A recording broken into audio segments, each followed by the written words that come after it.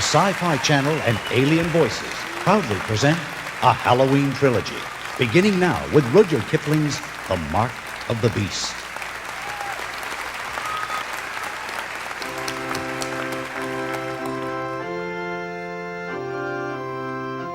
In the name of the Father, and of the Son, and of the Holy Ghost.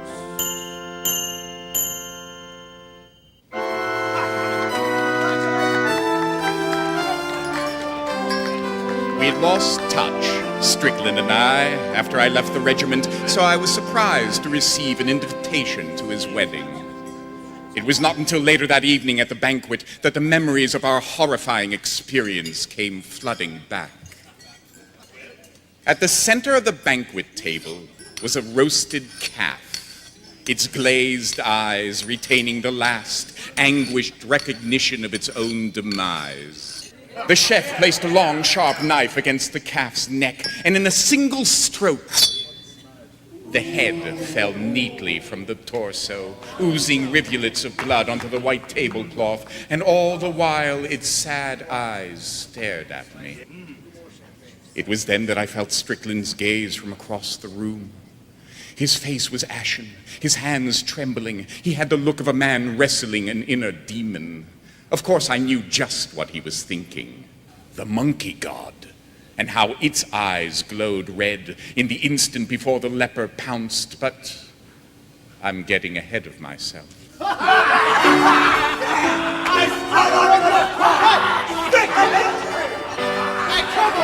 My story began 7 years ago in India, the Punjab. It was New Year's Eve, and we were pissed. Strickland was a decent enough chap. Oh, I don't know. But Fleet, an unassuming little man, was a beastly drunk. Why we suffered his company, I shall never know.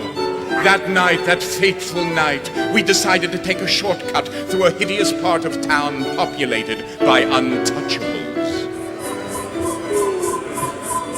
My God, this place is a running sewer. Hindu stick is everywhere, and listen to that sing-song nonsense.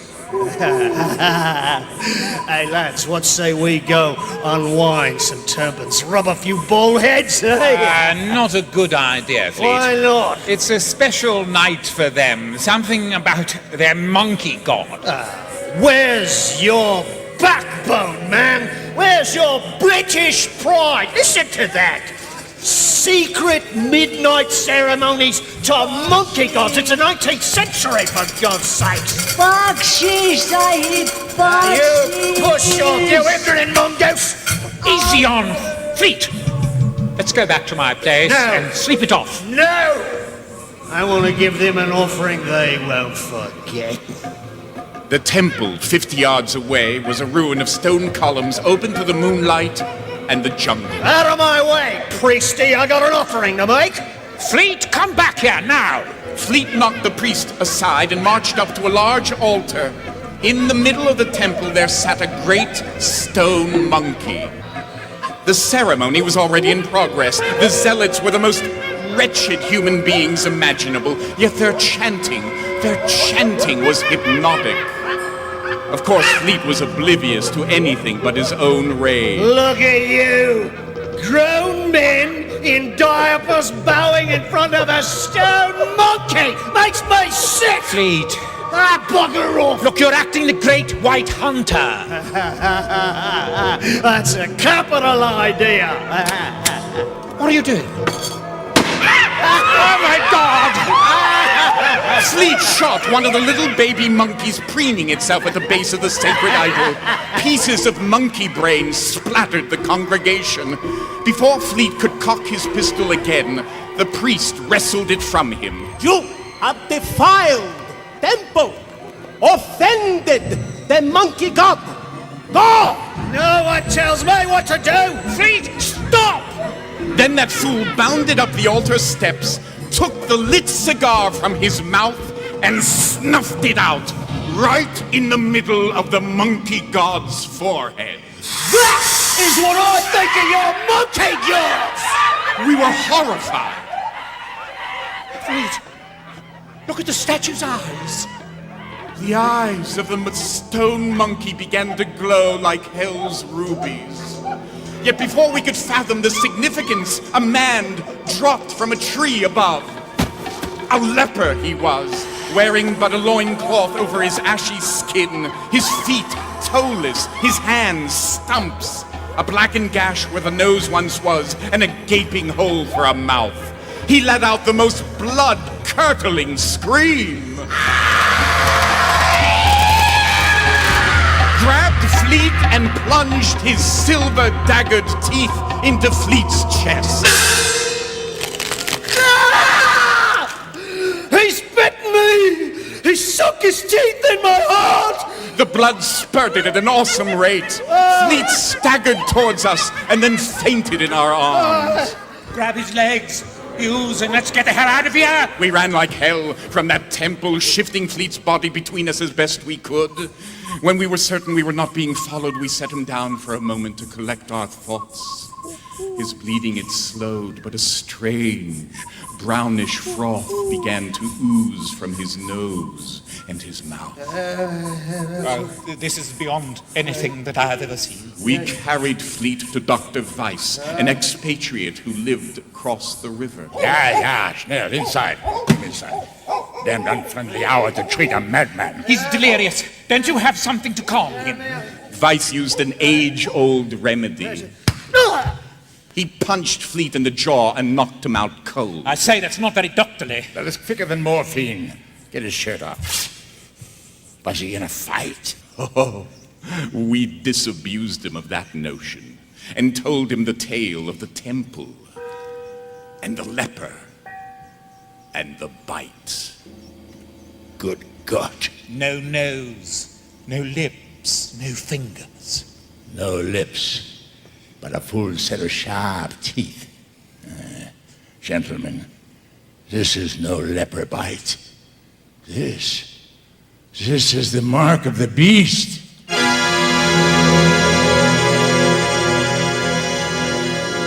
We looked at him in total ignorance.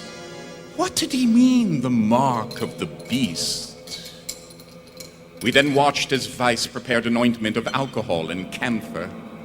And when we saw it hit the wound, the bubbling and searing jolted Fleet back into consciousness. I'm hungry. What's to eat? Hungry? We looked at him agog. Hungry? At that moment, the good doctor's cat crossed the threshold of the front door. Here, kitty. Fleet flung himself on the hapless creature with ravenous abandon. What are you doing? What are you doing to my cat? In seconds, Fleet bit open the poor creature's throat, then turned it upside down, and with the nail of his index finger, unzipped the cat's belly and feasted on its innards. My God, what is to be done here? That's the only thing now is to restrain him. I'll get some rope. He's an officer in Her Majesty's regiment. You mean he was? He still is. Fleet is a good man if he stays away from drink. Are you crazy? You listen to me, you twit. Whoever he was, he's gone now. Do you understand? He's gone. I say we truss him up and sit tight. Maybe, just maybe, he'll survive until the morning. How dare you! Shut up! You do as I say. Our lives depend on it. Oh, that's tasty. We waited until Fleet had finished dining before luring him to sit in a large chair in the center of the room. Young cat's a tasty treat it is, but it's really more of an appetizer than a main dish. Oh, now raw monkey brains. Oh, sauteed in blood. Oh, that's delicious. Salty, fresh, tanky. Oh, there's nothing better. Nothing. While Fleet spoke of exotic cuisine, Weiss bound him tightly to the chair. Yeah, these ropes will hold a gorilla.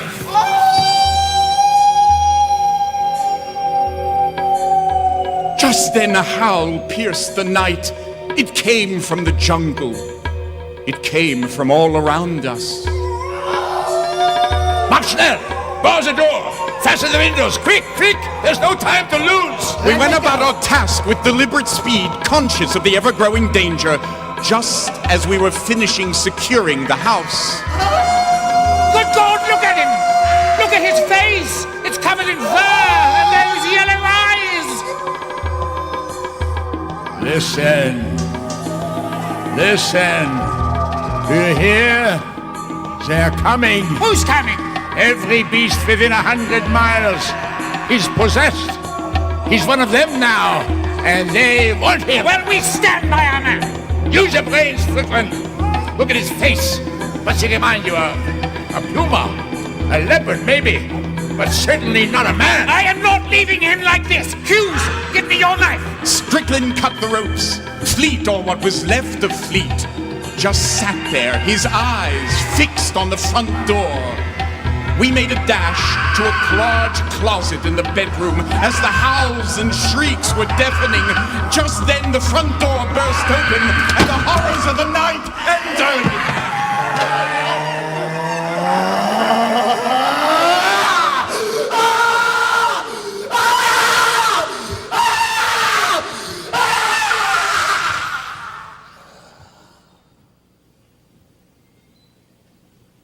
At dawn, we emerged from our hiding place to find the room a shambles. Fleet was gone. Only shreds of his clothing littered the floor. Ladies and gentlemen, a toast to Captain Strickland, royal subject of our Empress Queen. Hip hip! And perhaps the good captain will now regale us with some tales of conquering the heathen. I don't really care to burden you with my experiences in India, especially as my feelings toward the heathen, as you call them, have changed. Man's beliefs, his rituals, religious or otherwise, are frankly his own business, not England's, not mine. Strickland and I looked at each other and raised our glasses in a silent toast. I saw on his face my own haunted fear. Fleet disappeared into the night with the raving beasts, but who's to say that we, too, Strickland and I, do not carry our own mark of the beast?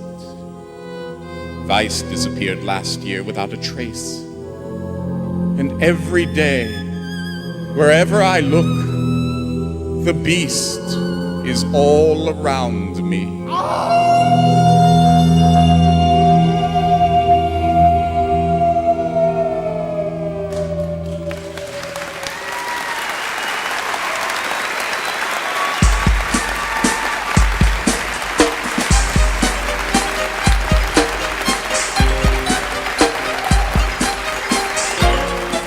When we return, the second play in tonight's trilogy, The Canterville Ghost, written by Oscar Wilde.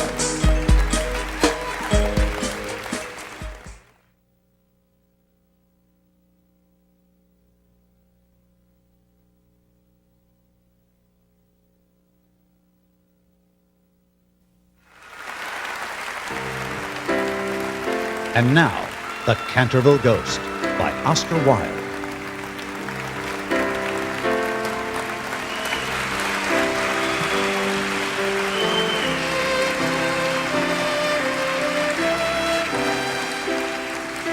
My experience of ghosts is not wispy-haired phantoms withered of limb and toothless. Oh no, the ghost I once knew was tall, dark, and handsome. A dashing figure to a young girl of 17.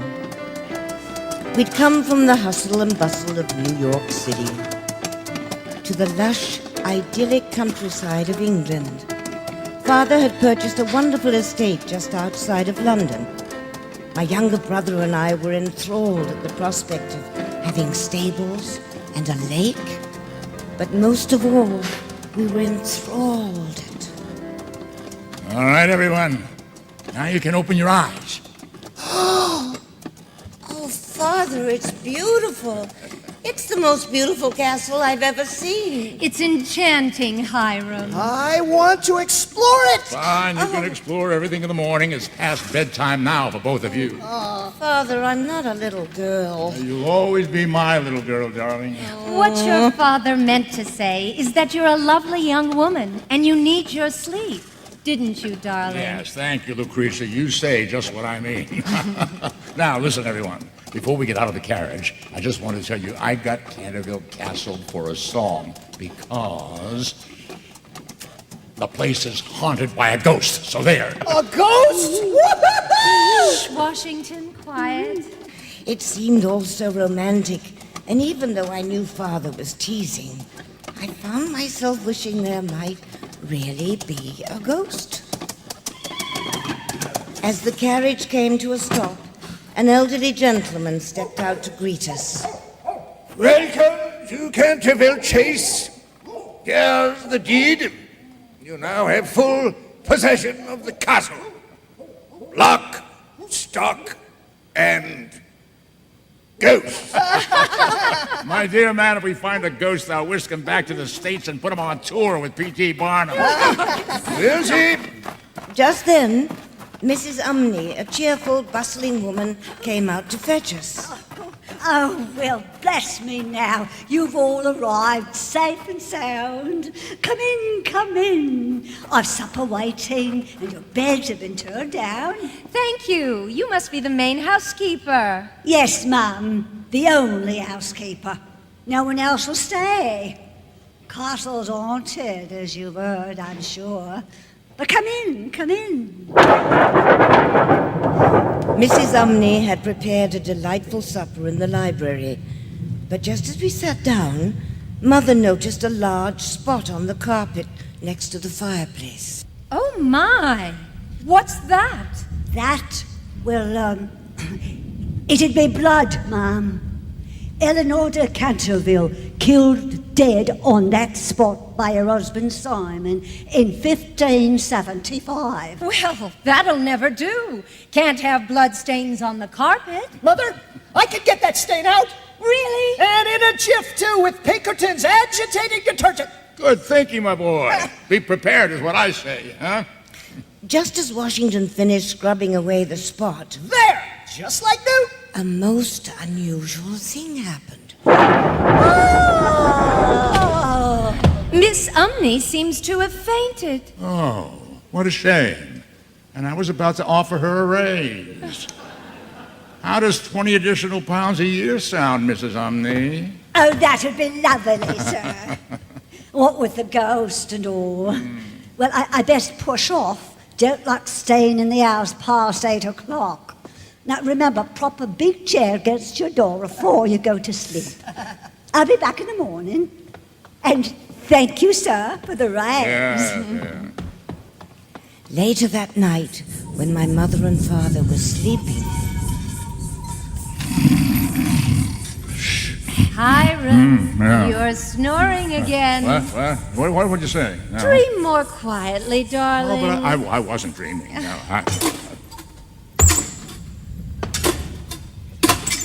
Well, what do you know? We're being visited. The old boy's making his rounds and wearing that crickety armor.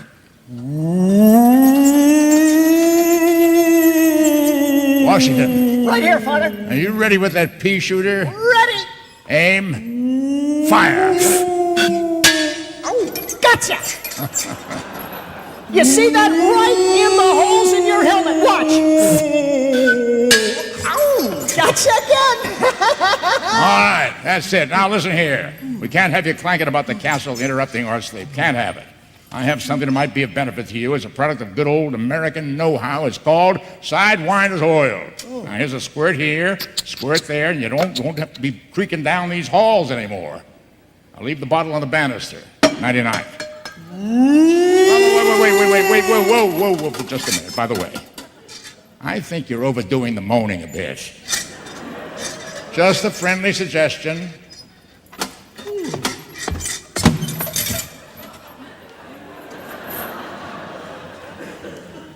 the next morning at breakfast, The conversation was all about the ghost. Well, he shook and he rattled, and I told him in no uncertain terms what I expected. Oh, Hiram, you were so brave. But you have to admit, Sir Simon is too young and far too handsome to be really frightening. Oh, Mother, was he really handsome? Yes, dear. Now go outside and play. You know, Virginia's so young. I hope this ghost business doesn't frighten her. Darling, she's older than you think. That night after dinner, everyone retired to their bedrooms, except me. I hid in a little closet just off the landing. And right at the stroke of midnight...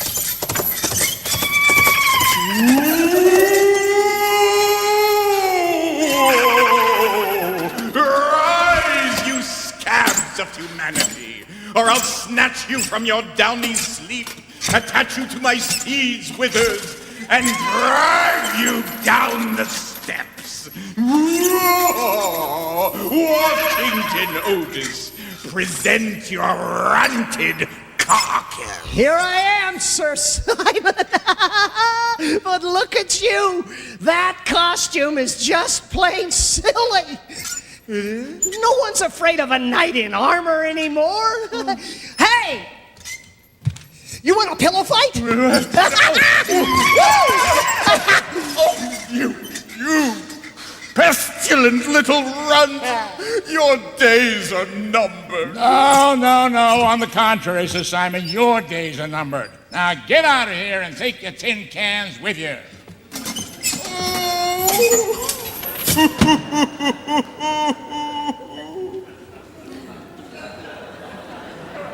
They were so mean to him. When he ran away, I followed him high up into a part of the castle I'd never visited.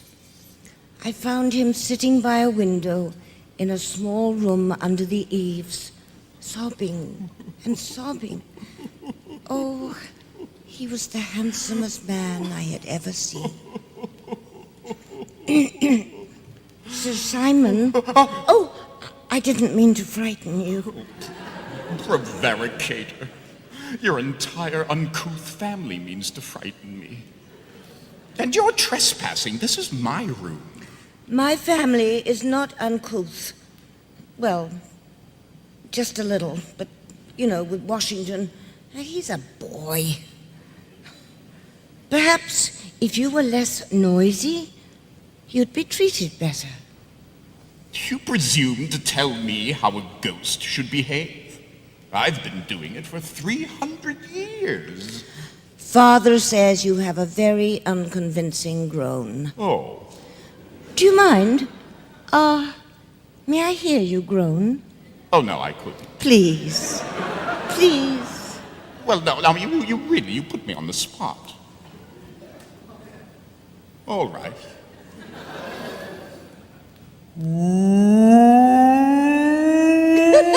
Oh, sorry. Oh, even you. Oh, he was so very sad. I couldn't help but pat his hand. Oh. No one has comforted me in a very long time. 325 years, to be exact. That must be very lonely. Oh, yes, it is.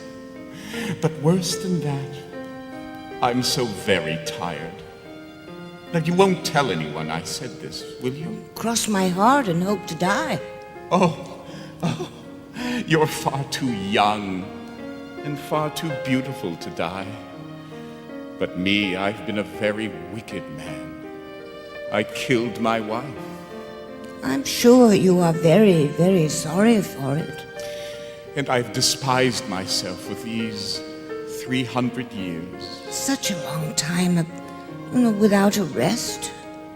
But that's a ghost's life, to remain forever unchanged, alone. Dear Virginia, I would like nothing better than to sleep and to dream. But I'm afraid I am forced to live on, repenting for all eternity. And so the hours flashed by as roses in autumn. He poured out his heart, and I mine. And as the crystal moon rose, he whispered the saddest words to me. I want to die.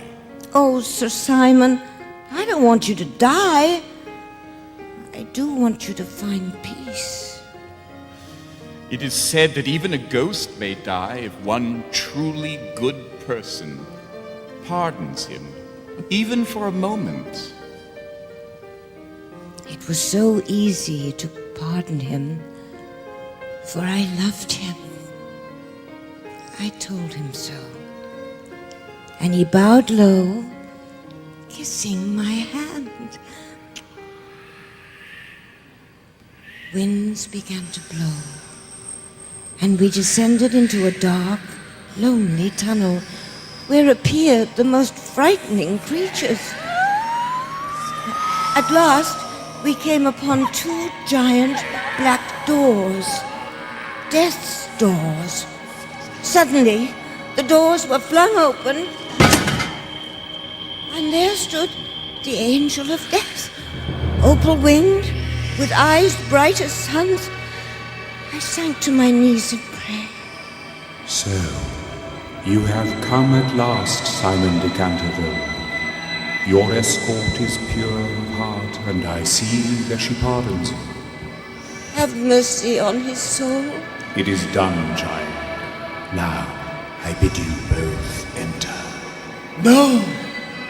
No, she must be allowed to return to the living. No one who sets eyes on the angel of death returns. But Virginia must be the exception. And he moved toward the angel and whispered words in his ear I could not hear. The angel relented. Sir Simon then pulled me up into his arms and kissed me. The next thing I knew, my family was all about me. Oh, darling, Virginia, you gave us you such a frightened us, scare. Virginia. Where have you Sir Simon will haunt us no more, Father. What great secrets have you witnessed, child? God has forgiven Sir Simon at long last for his terrible sin. Oh, and Father, I am no longer a child. Oh, indeed. I can see that with my own eyes. A few days later, on the most beautiful hillside, we laid Sir Simon to rest. We lowered his coffin into the earth under a large tree where the grass grew long, the moon shone bright, and the nightingales sang. Peace at last. The following spring, I married the young Duke of Cheshire. I was very happy. My husband and I stayed on in the castle and watched our children grow. Though I've traveled the continents, I always return to Canterville Castle because it is there I find the greatest contentment. Sometimes, when I'm alone in that secret turret room, I wish that Sir Simon would make one last visit. I want to tell him what it was like, walking back through the doors of death. And to thank him for giving me the greatest of gifts, living and loving.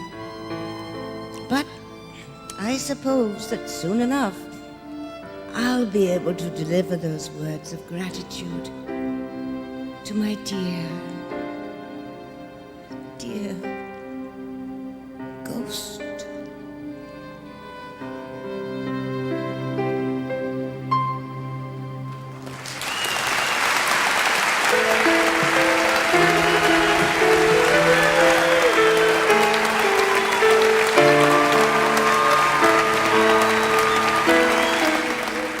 We'll be right back with the finale in tonight's Halloween trilogy, Edgar Allan Poe's The Cask of Amontillado.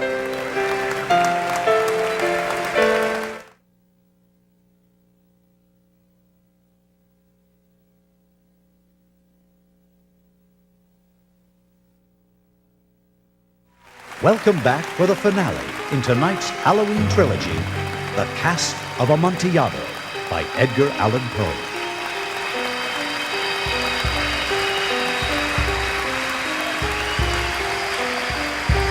Revenge. Revenge. Sweeter than wine. More alluring than gold. More consoling than love. Vengeance will be mine this very night. Vengeance against someone I hate. Hate with every fiber of my being, who has heaped ruin on my family and impoverished the great Venetian house of Montresor. This night, you will be repaid. Now, at last, my years of waiting have come to an end, and every offense, humiliation, and outrage I have registered in my memory's ledger will be accounted for by that most depraved liar and cheat, that foulest fool, that despicable... I will have him tonight. Boatman, please, hurry. I'm already late, meeting my dear friend, Signor Fortunato. Fortunato? The jolliest wine merchant in Venice. Not an hour ago, I ferried him to San Polo. Oh, what good fortune indeed. Is he not a wonderful fellow? Si, senor. He is the most generous of men. This evening he paid me a fistful of gold. My family prays for him daily. He is an angel. An angel? Not yet. Your stop, senor. Campo San Polo. There's something for your labor, signore. Grazie. May the Lord keep your soul safe. The Lord can keep my soul as long as he pleases. I have no need of it. Ha! Look who approaches, and with one of the most painted whores in the city. Montresor! What a surprise! Caramella, may I present my friend?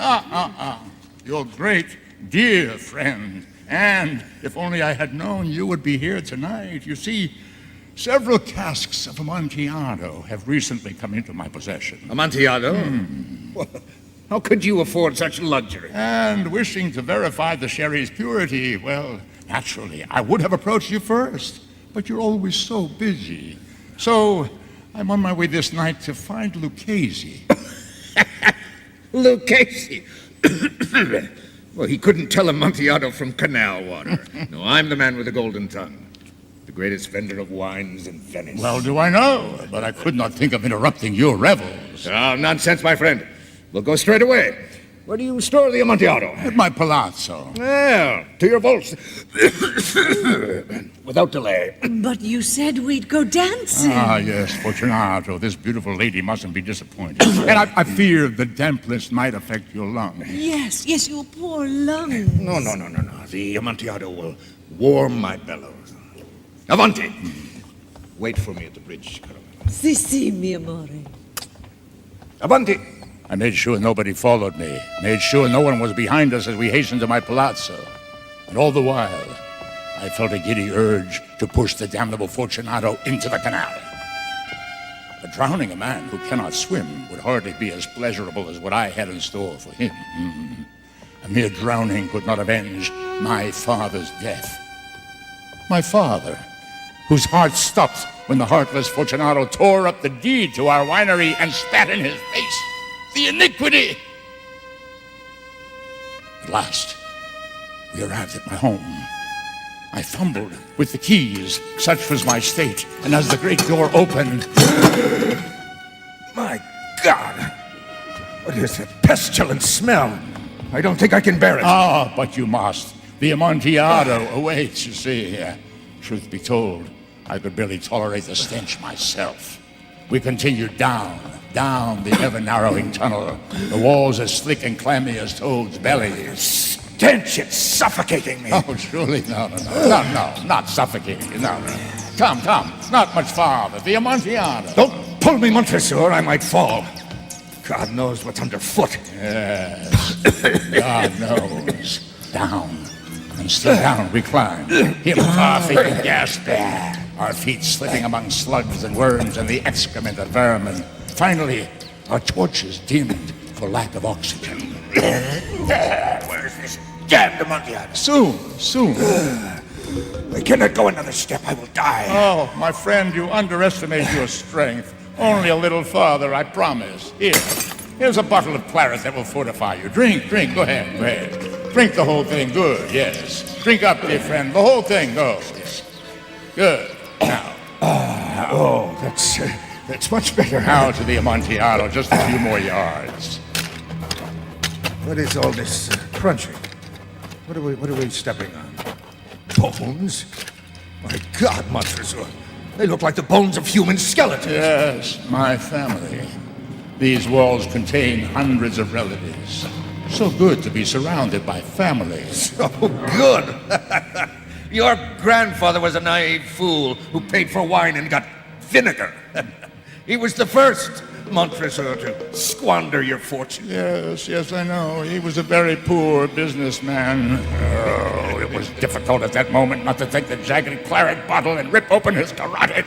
I could have sunk my teeth into his fat, putrid flesh. But now, surely you don't mean to impugn my family. But I do, Montresor. Your father was swindled even more times than his father. He had a positive talent for poverty. A genius. Oh, to suspend him over a sharpened pike, or to disembowel him. I would eat his intestines as he watched. And your son, the only Montresor with brain. And what did he do? He bled your family of its last lira, and you watched. Ha! I feel for you, Montresor. I pity you, every member of your aristocratic family.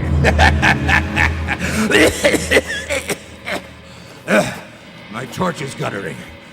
It's time to go back. My whore is waiting. Oh, no. We have just arrived, Fortunato. We are here. We are just in time. I can't see a thing. At last, we had reached a tiny alcove where some rusted manacles still held fast to the stone wall. Come, see, Fortunato, look what I have found. I giggled with insane joy, and Fortunato, ignorant of his fate, joined me in my mirth.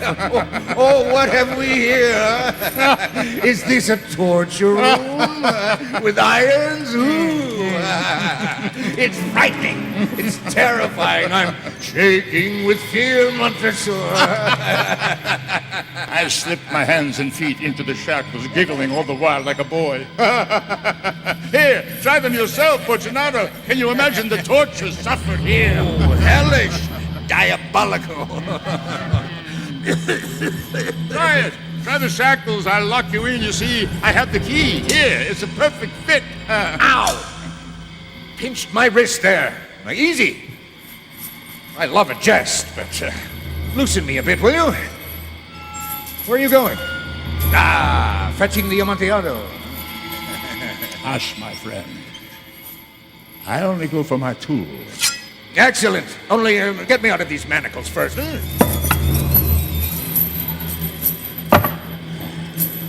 What have you got there?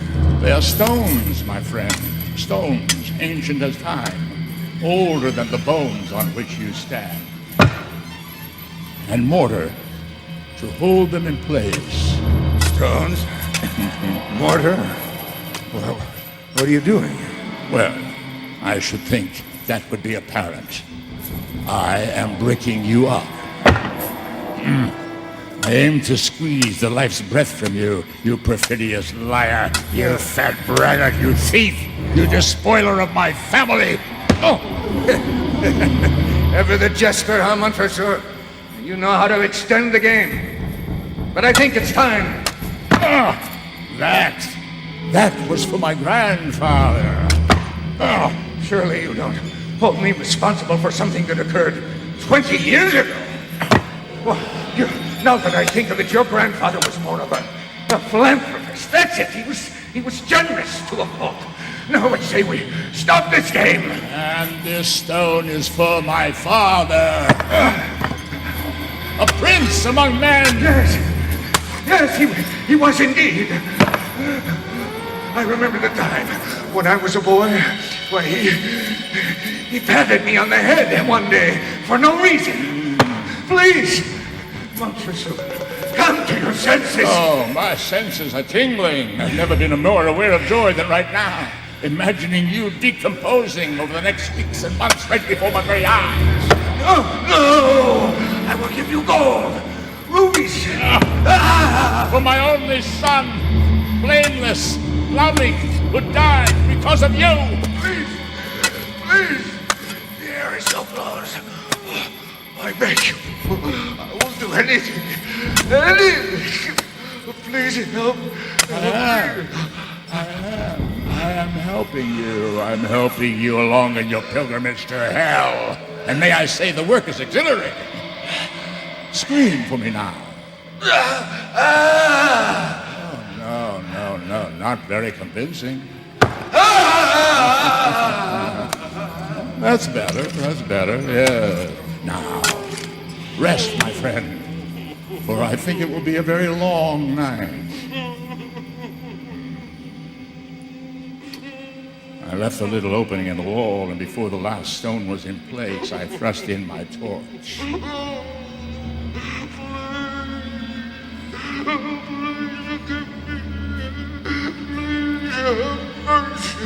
Ah, peccato. I am short on mercy at the moment.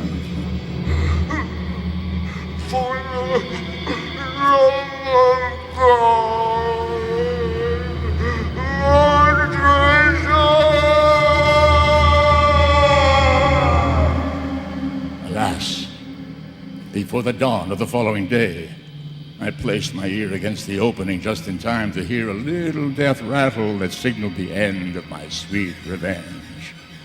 It was followed by the most foul of odors. With napkin round my nose, I placed the final stone, plastered it in position, and then piled the bones of the Montresors in front of my dearest friend's tomb. And it was done. In pace requiescat.